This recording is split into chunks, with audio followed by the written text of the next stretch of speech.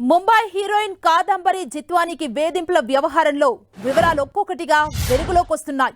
అన్ని కోణాల్లో వివరాలు సేకరించడంపై అధికారులు దృష్టి పెట్టారు. మాజీ ఇంటెలిజెన్స్ బాస్ చెబితేనే ఇదంతా చేశామని కింది స్థాయి అధికారులు చెబుతుండటంతో మాజీ ఇంటెలిజెన్స్ అధికారితో పాటు కొంతమంది ఐపీఎస్ల మెడకు ఉచ్చు బిగుసుకుంటోంది. ఈ సమాచారం ఆధారంగానే అధికారులు కేసు కూపి లాగుతున్నట్లు తెలుస్తుంది. ఈ కేసులో నేరుగా పాల్గొన్నది ఎవరు, తెర వెనుక ఉండి నడిపిందెవరు అనే అంశాలపై విచారణ జరుపుతున్నారు అధికారులు. ఇటు వేధింపుల కేసులో విచారణకు హాజరయ్యారు నటి జత్వానీ.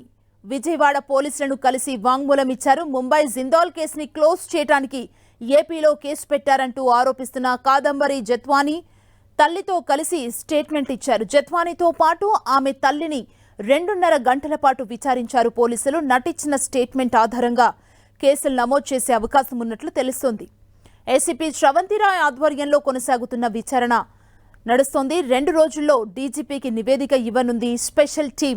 ఆ నివేదిక ఆధారంగా జత్వానీ కేసులో తదుపరి చర్యలు తీసుకోనుంది ఏపీ సర్కార్.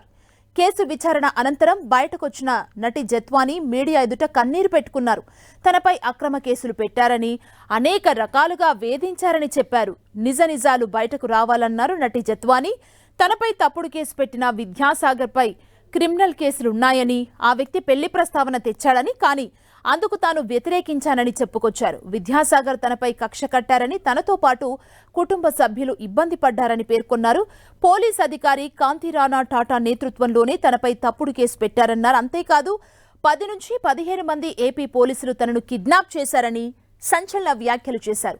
తాను చెప్పినవన్నీ నిజాలేనని, వేధింపుల కారణంగా తన తల్లిదండ్రుల ఆరోగ్యం తీవ్రంగా క్షీణించిందంటూ బోరున విలపించారు. ఈ కేసుతో సంబంధమున్న ఒకరిద్దరు అధికారులను పిలిపించిన పోలీస్ బాసులు ఇప్పటికే అనేక విషయాలను రాబట్టినట్లు తెలుస్తోంది.